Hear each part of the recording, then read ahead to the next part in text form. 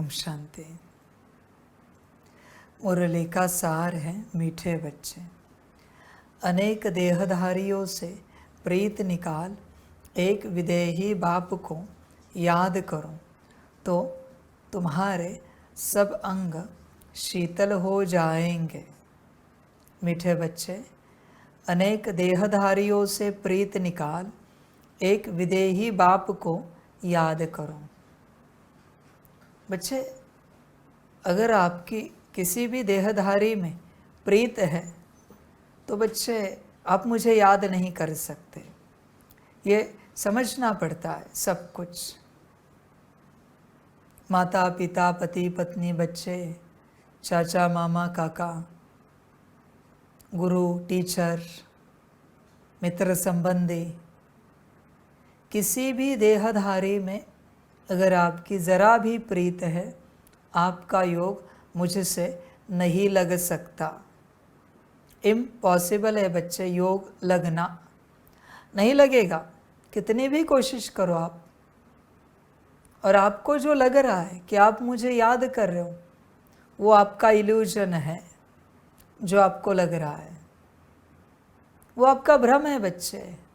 ये पॉसिबल ही नहीं है कि बिना इस अवस्था को पाए कोई मुझे याद करे।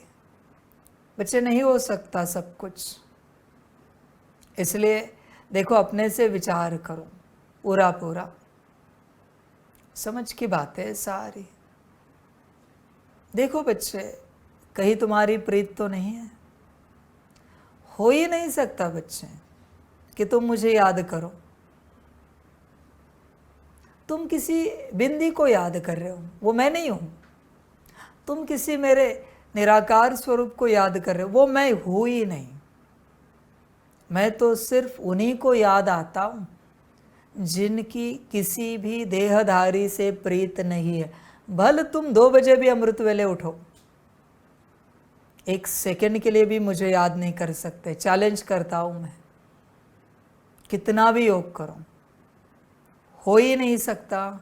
क्योंकि मेरी पहली कंडीशन है, देह से देह के सारे संबंध भूल कर। जब तक इस अवस्था में नहीं आए हो, मुझे याद नहीं कर सकते। सब भ्रम में चल रहे हो, सब के सब। सबसे पहले बैठकर चेक करो, तुम्हारी कहीं अंश मात्र भी, पॉइंट में भी कहीं प्रीत तो नहीं है। अगर होगी तो गफलत कर रहे हो बच्चे, बहुत बड़ी गफलत कर रहे हो।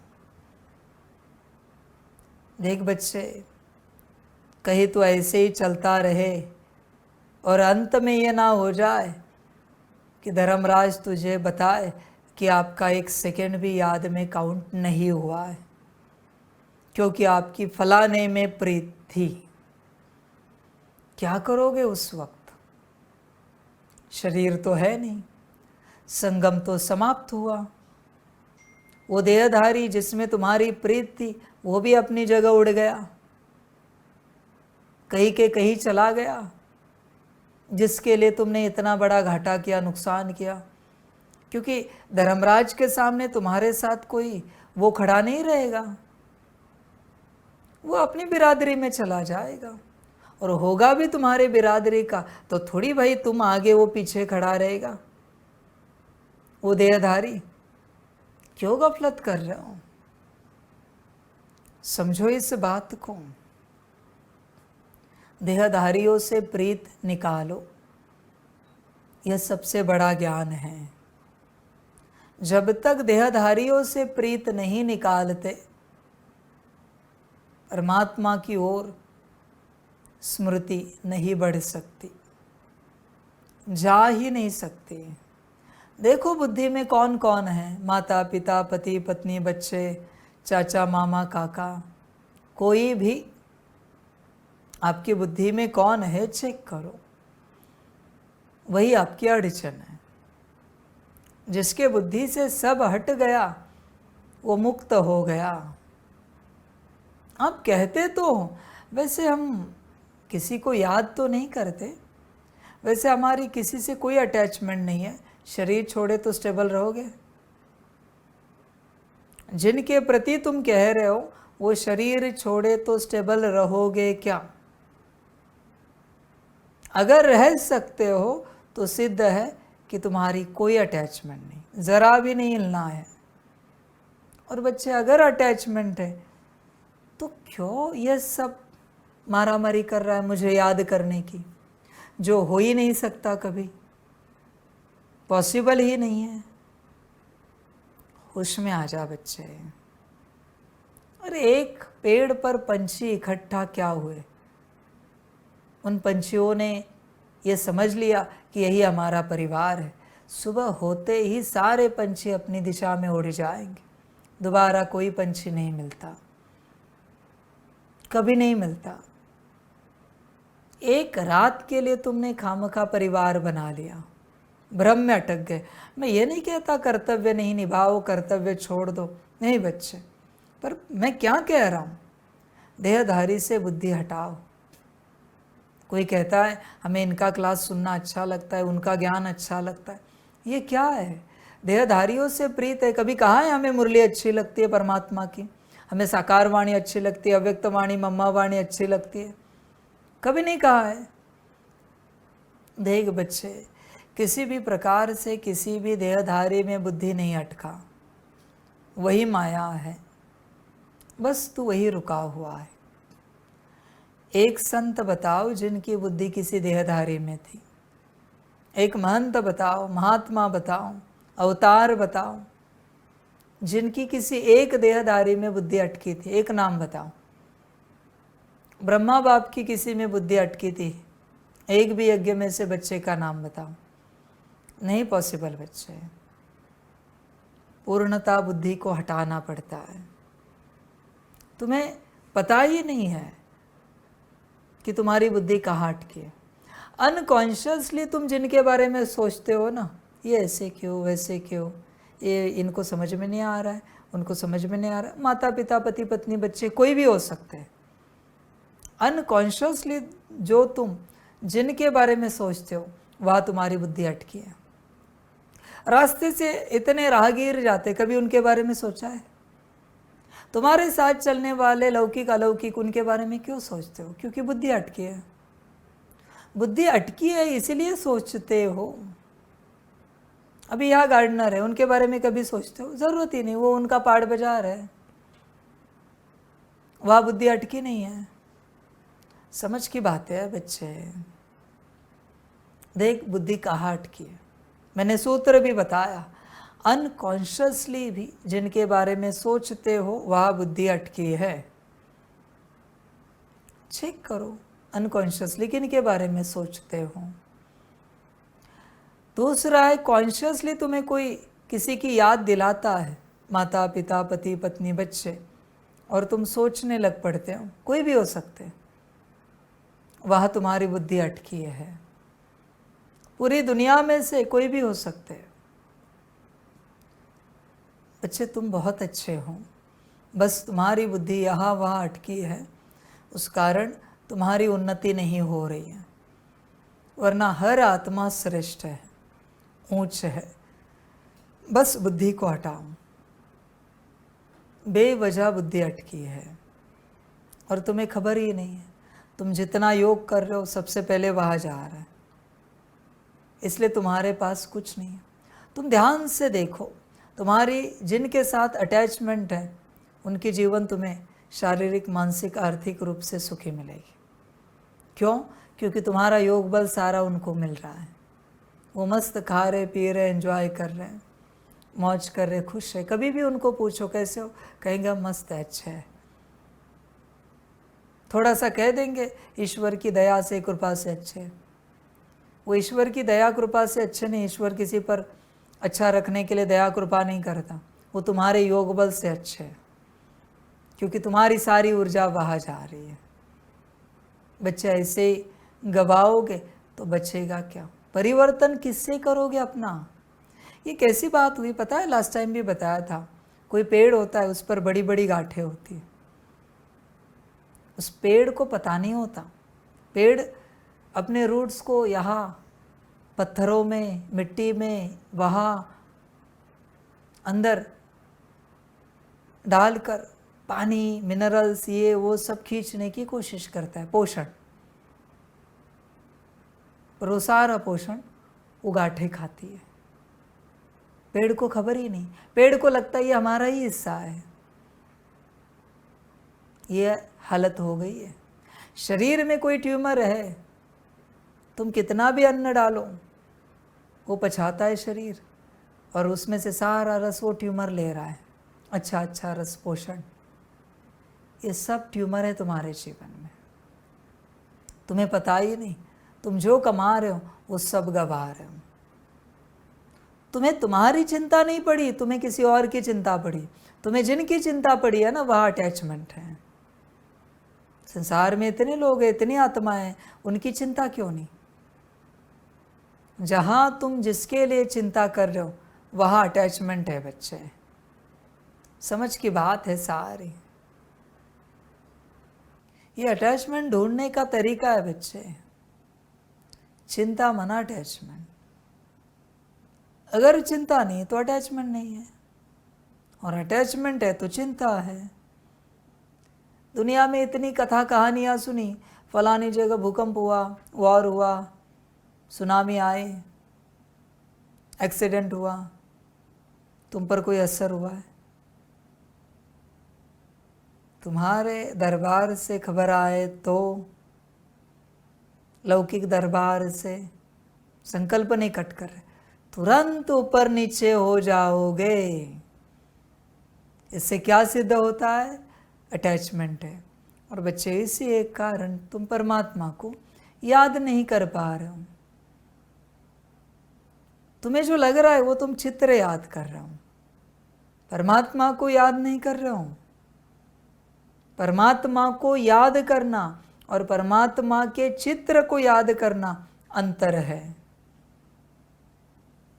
परमात्मा परमात्मा होता है, चित्र चित्र होता है। समझ है? परमात्मा को अगर आप याद करो ऐसे बनकर, तुम्हें रियल अनुभव होगा, परम धाम में फिलहाल मैं कैसा बैठा हूँ, मुझसे कौन सी शक्तियाँ निकल रही है, सब रियल अनुभूति होगी। तुम इमेजिन नहीं कर सकते, विजुलाइज नहीं कर सकते, वो रियलिटी है। रियलिटी को कभी इमेजिन नहीं किया जाता, रियलिटी को कभी विजुलाइज नहीं किया जाता। आज ज्ञान बताता हूं मैं। रियलिटी रियलिटी होती है, और रियलिटी को रियलिटी में लाने के लिए रियल स्टेट में आना पड़ता है, रियलिटी में आना पड़ता है। तुम रियलिटी में नहीं हो और रियलिटी को रियलिटी में लाने की चेष्टा कर रहे हो। अजीब बात है भाई, कैसे हो सकता है ये सब? तुम रियलिटी में आओ, देह से देह के सारे संबंध भूल कर अपने को आत्मा समझ, ये तुम्हारी यात्रा है। फिर बाकी यात्रा अपने आप होगी। तुम चाहो या ना चाहो वो यात्रा हो जाएगी। बच्चे, होश में आओ। मैं तो रोज ज्ञान देता हूँ, मुझे नहीं पता कौन कितना लेता है। सब तरफ से बुद्धि हटाओ, वरना बड़ी भारी गफलत होगी। आगे आपकी मर्जी। समझ की बात है, पर बच्चे समझते ही नहीं है।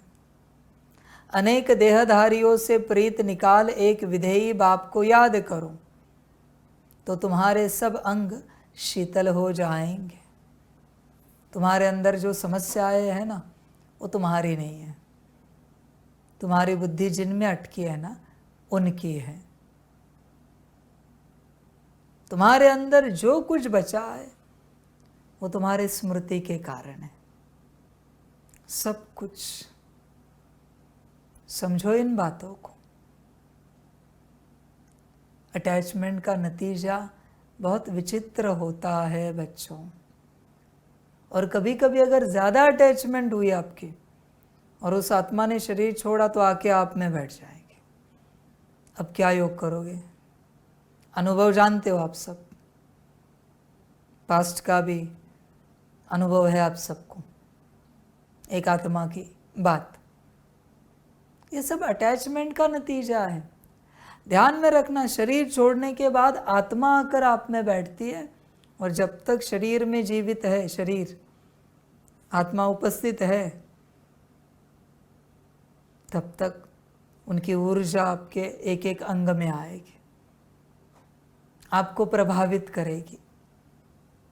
अब ध्यान से चेक करो, जिनके साथ आपकी अटैचमेंट है, सेम पर्सनालिटी आप में मिलेगी, सेम ऊर्जा आप में मिलेगी। सब ऊर्जा है बच्चे।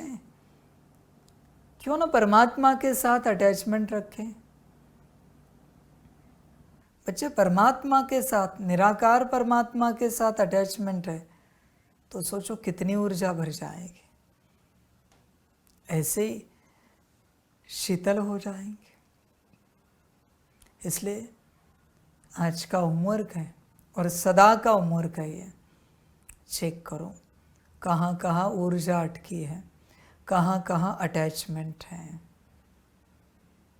और सिर्फ यह देहधारियों से ही संबंधित नहीं मेरे बच्चे, ये आगे भी जाता है। किसी को खट्टा पसंद है तो तुम्हारी जीवन भी खट्टी होगी, किसी को मीठा पसंद है तो बेवजह तुम्हारी जीवन मीठी होगी और लोग तुम्हें ठगेंगे।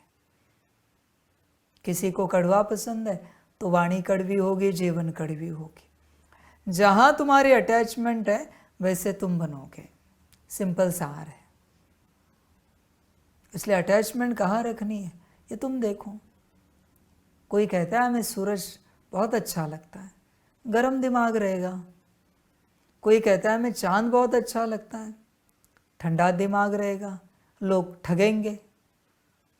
कोई भी कुछ भी कैसा भी व्यवहार करके चला जाएगा। अच्छा लगे तो बस एक निराकार परमात्मा।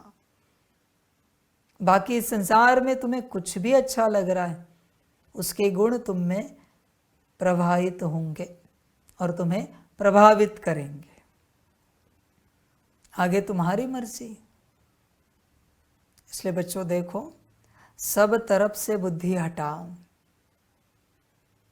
वो नीलकंठ वर्णी जी कहते ना, स्वाद तो प्रभु की याद में है। ऐसे कभी आया है आपको? प्रभु की याद में स्वाद या अन्न में आता है? विचार करो, समझ की बात है बच्चे। सभी सुनने वाले बच्चे ऑनलाइन सम्मुख, जब तक देहधारियों में बुद्धि अटकी है, अंशता भी 0.0000 कितने भी जीरो लगाओ और 1, तो भी तुम मुझे याद नहीं कर सकते। ये लॉ है, नॉट पॉसिबल। तुमने जो याद किया है वो भक्ति है। इस प्रकार से कोई मुक्त हो जाए और फिर बाबा को याद करे, परिवर्तन शुरू हो जाएगा। इसलिए पहले सब तरफ से बुद्धि को मुक्त करो, हटाओ, फिर याद में बैठो। समझ की बात है बच्चे। यहां भी यज्ञ में चलते, अगर आपको याद में बैठना है, आत्मिक स्थिति करनी है, सकाश देना है, जो भी आप करते हो, चक्र लगाना है, कम से कम 1 घड़ी इन आँखों से किसी को देखना नहीं है, इन कानों से किसी को सुनना नहीं, इस मुख से किसी से बात नहीं करनी, तब आपका वो पुरुषार्थ होगा, वरना नहीं हो सकता।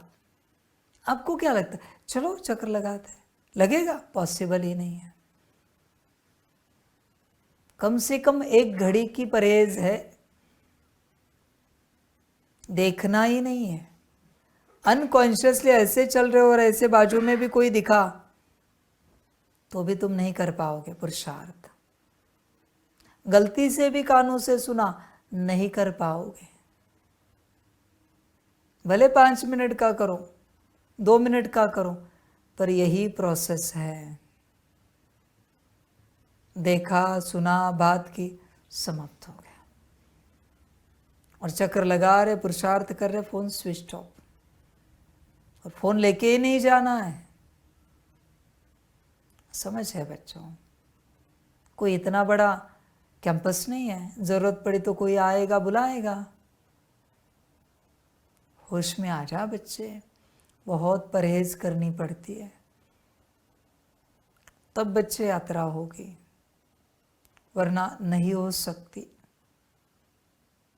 ऐसे निकलते जाओगे पर कुछ साध्य नहीं होगा, कुछ हासिल नहीं होगा बच्चे।